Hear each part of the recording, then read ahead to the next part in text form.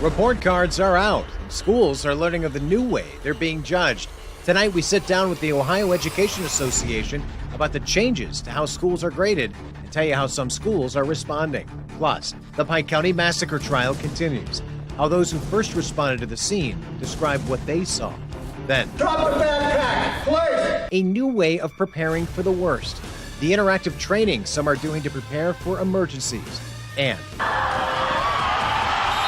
another round of Friday Night Lights is wrapping up tonight. Ahead, the best plays from across the Miami Valley. I'm tracking a warm weekend with temperatures remaining above average into next week. When will it cool down? I'll let you know coming up. Live on ABC 22, you're watching Dayton 24/7 now. First tonight, the Ohio Department of Education releasing report cards for last year's school year. Thanks for joining us. I'm Adam Arrow. Megan has the night off. So if you took a look at the grade for your child's district, you may have noticed some changes. Claire Faith is live now breaking down those changes and the impact that report has on districts in the area. Claire? This year, the grading scales has changed in the school district. Instead of the traditional A through F grading scales, schools are now being rated in 5 different categories, rated 1 through 5. Now, parents with the district say they're frustrated that Dayton public schools are still falling short. Public school is for, of course, I feel like lower income families, but even though we're lower income families, does not mean we don't deserve like the top tier teaching that private schools get. According to Ohio Department of Education, the Dayton Public School District received a 1 overall on the 1 to 5 star scale for the gap closing component. The gap closing component measures how effectively a district is meeting students' performances in English, math, and graduation. This rating, according to Ohio Education Association President Scott DeMauro, helps district identify areas for improvement. Those letter grades, a lot of times people would just look at the letter, assume that that's the whole story without really digging into the details. This report card really provides a lot of rich information. DPS says the low scores are partly due to the pandemic recovery measures put in place last year. The COVID pandemic has caused a lot of disruption to learning. One thing that really stands out, especially for higher poverty districts and urban districts, is very high rates of chronic absenteeism. Despite COVID, Carlissa Mitchell, a former student and mother, says that the district has long-standing problems. I also think it's important that the school systems, they provide the resources. A teacher within the district who chose not to go on camera expressed her sadness with the report card. Disappointed because you would think they would pay attention to their numbers. You would think they'll pay attention to, the statistics and all that good stuff that's coming out showing that our kids are not learning anything.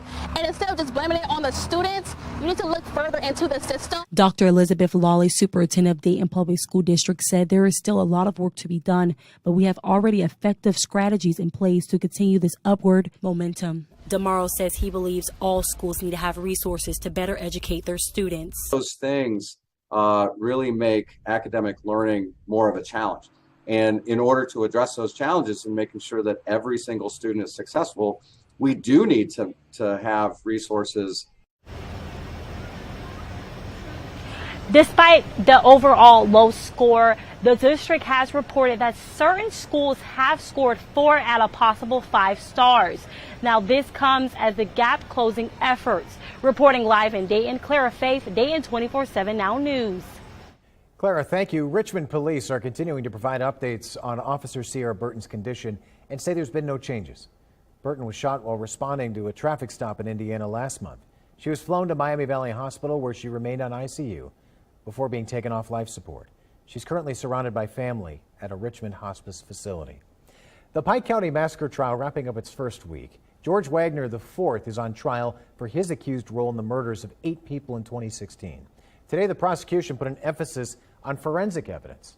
An Ohio BCI agent who responded to that scene was the only witness to testify today. He was assigned to the mobile home of Chris Roden. Roden and his cousin Gary were found shot dead inside. The agent described what he saw when he got there. I noticed that there were multiple bullet holes in the front of the house near the area of the door.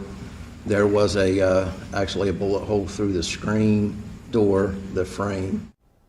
Wagner is one of 4 family members charged in the 2016 killings.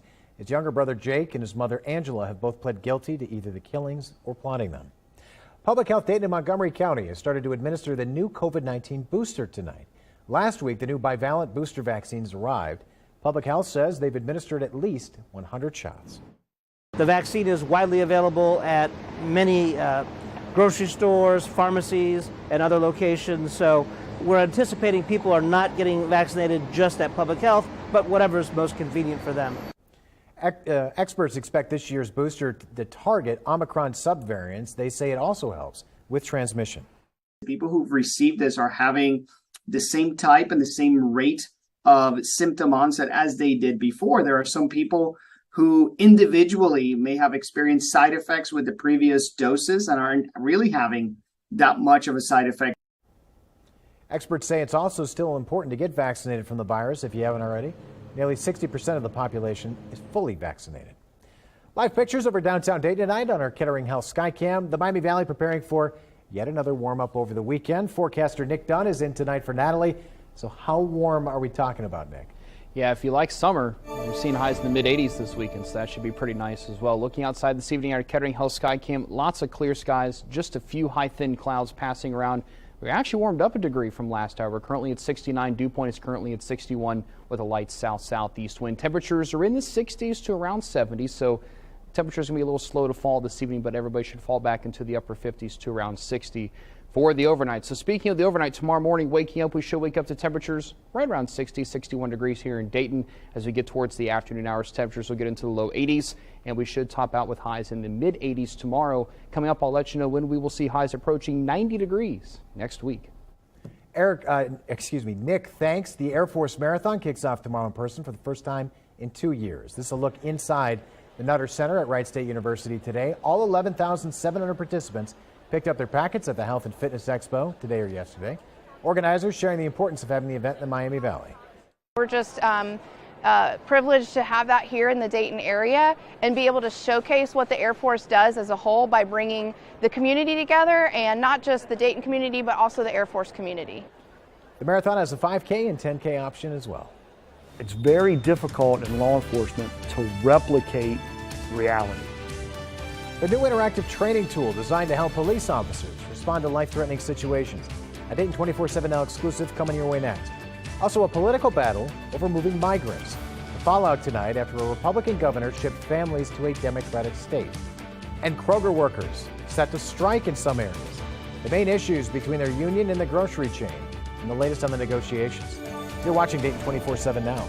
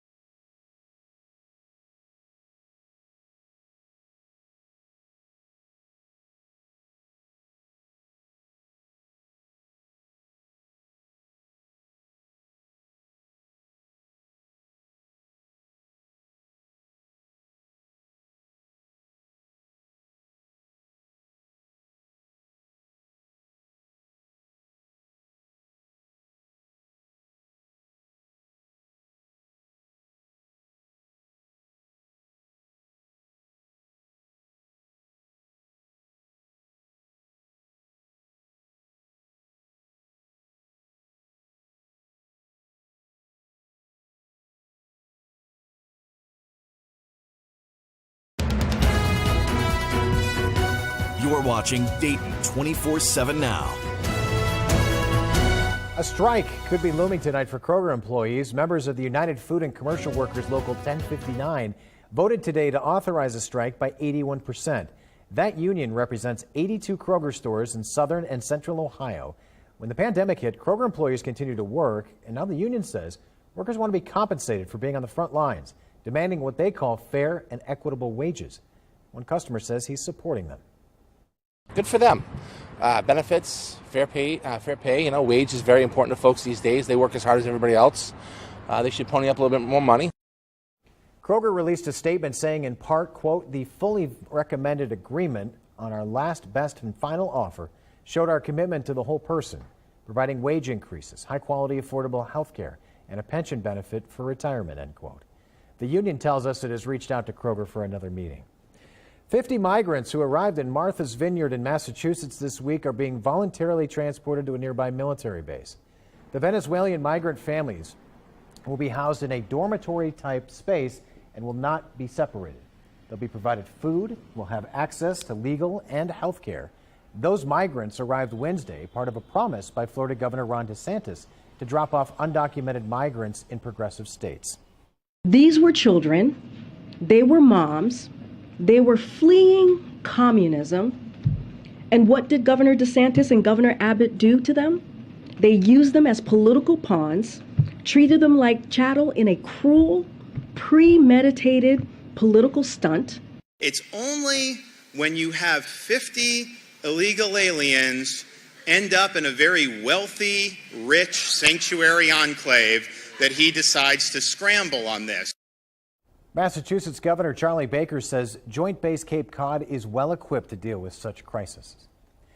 Well, there's a new interactive training tool for police officers. It helps them be more prepared when responding to emergencies. In this Dayton 24/7 Now exclusive, Brad Underwood shows us how it works and what departments are trying out. Drop the backpack, please! Inside a building at the Colorado School of Mines, police officers are in training, responding to an active shooter. There are no real actors, but through augmented reality, officers get hands-on training in a realistic digital environment.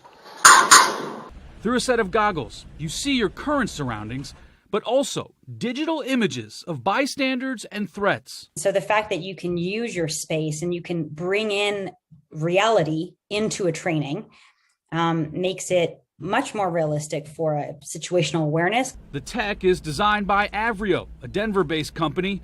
Alicia Caputo launched the product this year. We have 15 departments on the system right now. Avrio recently brought its device Watchword to Warren County, where officers with the Hamilton Township Police Department gave it a try. It's very difficult in law enforcement to replicate reality. So there's a lot of systems that are out there that we place you in reality, but it's not really our reality. Chief Scott Hughes says being able to go anywhere in the township at any time and put the goggles on for training is a giant shift in preparing officers. They're walking down our school hallways. They're walking down that apartment complex. They're walking through our shopping center, not some shopping center that's just made up, if you will. The software allows the avatars to be placed in any kind of situation police departments may face. The responses can also be saved and studied for improvement. These groups typically get technology last. And, in my mind, especially with, schools and the shootings that have been going on, I think they really need to have this technology first. And that was Brad Underwood reporting. The software is also programmed to help train firefighters and EMTs. And I'm forecaster Nick Dunn in tonight for Chief Meteorologist Natalie Walters. It was a really nice day across the Miami Valley. Made up to 82 degrees this afternoon, which is just a bit above average for this time of the year. But we're still quite a ways off the record high of 99, and I don't see us approaching that anytime soon, thankfully. Currently outside right now at our Kettering Hill sky came at 69. Dew points currently at 61, and there's just a light breeze out there. But overall, a really pleasant evening, if I must say so myself. Temperatures are in between 60 and 70 across the Miami Valley this evening, and we'll see temperatures fall into the 50s to around 60 by the time we wake up tomorrow morning. Looking at temperatures across the region, pleasant conditions across the board. Temperatures are in the 60s everywhere you look, so if you have any travel plans late tonight, I don't expect much in the way of any problems, and you'll find some very comfortable temperatures.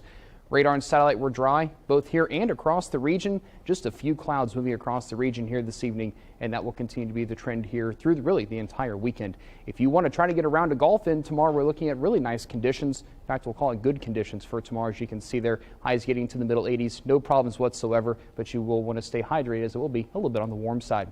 Looking at the Ohio State-Toledo game tomorrow in Columbus, we'll see kickoff at 7 o'clock, temperatures in the 80s just before that and falling through the 70s throughout the game. So again, really pleasant and comfortable game. Looking at dew points, we'll see dew points in the 60s for tomorrow and Sunday, at least on the lower end, and we'll see dew points getting into the middle 60s from Monday and Tuesday ahead of our next system. That will bring us a chance for some showers and even a few thunderstorms. Lawn cast will go the same way here Saturday and Sunday, looking good along with Tuesday, but Monday, maybe a few showers and thunderstorms, so it may not be the best day to get the grass cut. So for tonight, just a few weather clouds moving through. As I said, 50s to around 60 tomorrow morning. You get through the afternoon hours, fair weather, clouds moving across the region, lots of sunshine, highs in the low to mid 80s. As we get into Sunday, we'll see the same story once again, mid 80s, lots of sunshine and just a few clouds. But then Monday, we'll see a quick round of showers and again, maybe even a few thunderstorms roll through. Most of that clears out though by Monday afternoon. Looking at rainfall potentials, again, I'm not expecting everybody to get rain, at least based on future casters. You'll see this kind of tracking things out here for you. Some of the heavy strain may be across the northern counties. We have some time to kind of figure out where exactly that's going to fall. So for the rest of the night tonight, we'll drop back to around 60, a few clouds and comfortable conditions, winds out of the southeast at 1 to 5, very pleasant.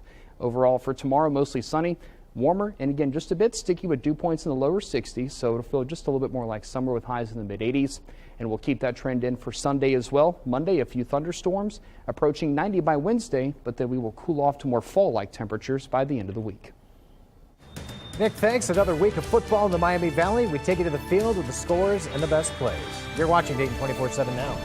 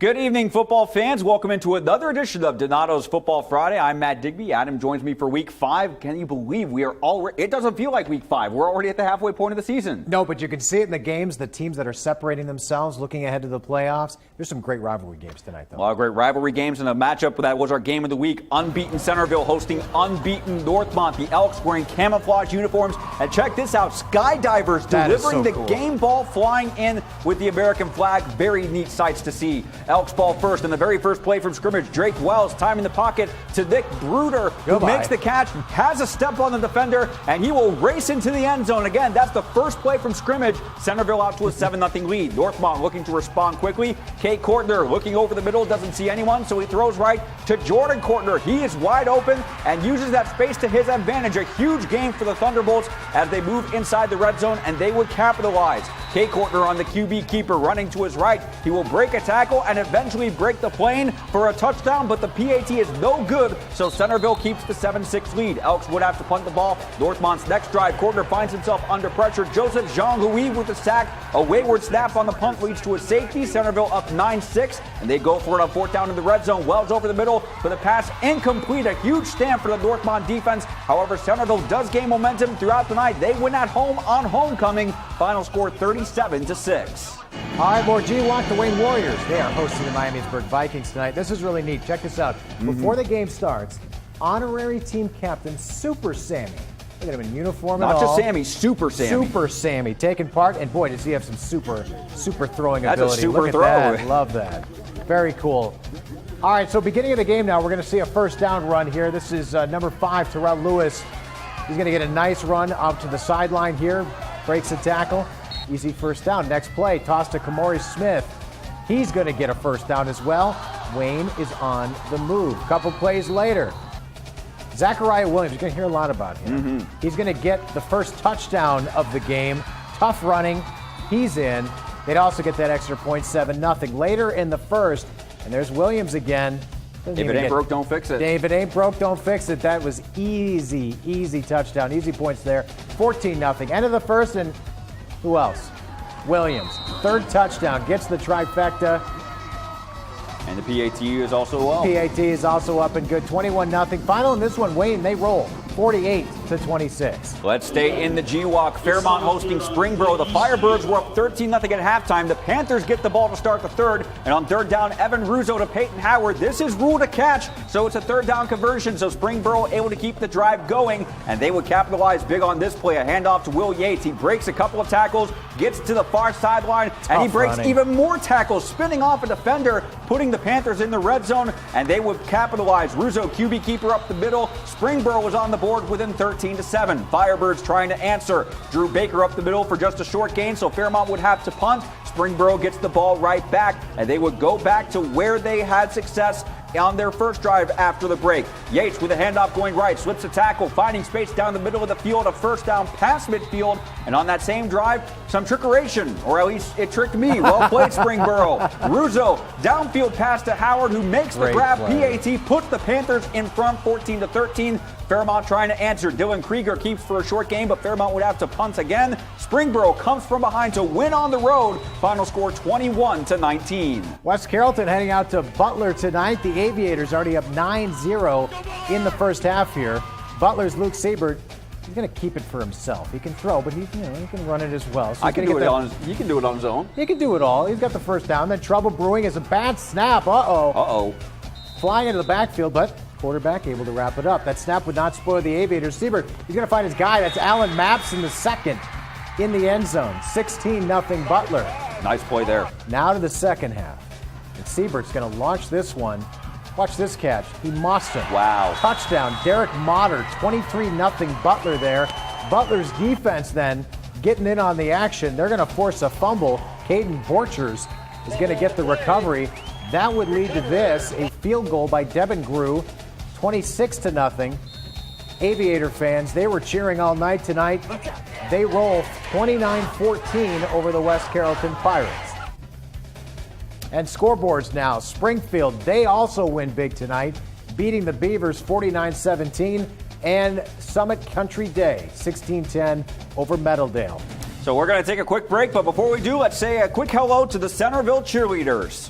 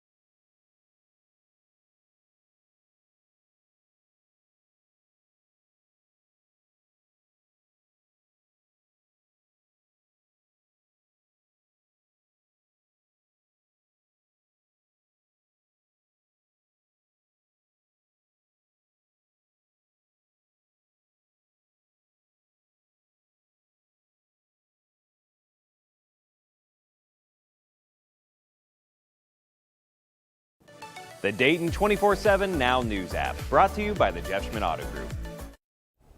Welcome back to the Donatos Football Friday. Matt Digby, Adam Arrow. We had a chance to check out some great football tonight at Welcome Stadium. Dunbar was in town taking on Fort Loramie. Yeah, they're set a lot of big plays. Let's go to Welcome Stadium. Here we go. Dunbar fans, they were ready to roll. Fort Loramie cheerleaders, they were also ready to rock as always. Check this out though, a muff punt by Dunbar deep in their own end zone area. Fort Loramie would recover. That's a touchdown. 7-0 early. Then Fort Loramie again. This time, they're going to go to the air. That's Caleb Maurer. He's going to unload effortlessly, seems like. The Logan Ironman touchdown. Great catch, great throw. Perfect space. Yeah, Fort Loramie, man, they were on top of things in this first half. Short time later, Fort Loramie again with the short pass in the end zone. That's Will Holland. 21-6 at this point, Fort Loramie. The Redskins, they're going to get the ball again. They throw another deep one. Look at that. Another completion. Broke, don't fix it. No, you just keep going to the air on this. Finally, Maurer says, you know what, I want to know this touchdown action. He takes it around the left end, into the end zone, 28-6 at the half. Final in this one, 34-22, Fort Loramie wins. Let's go back to the MVL. Tippecanoe hosting the Stebbins Indians. We'll see Stebbins next week for Thursday Night Lights. For the first drive of the game, Tip with the ball. Liam Peronsky steps back, has great protection from his offensive line. A ball down the field to Evan Liette for about a 25-yard pickup. And later, Xavier Jones finishes off that drive, cutting through the defense and pushing past 3 defenders into the end zone. Touchdown, Red Devils. They're out to a 7-0 lead. And the Red Devil defense would also make their presence known on Friday night. Carson Robbins reading this play like a book, resulting in a tackle for loss. Tip getting the ball right back. Xavier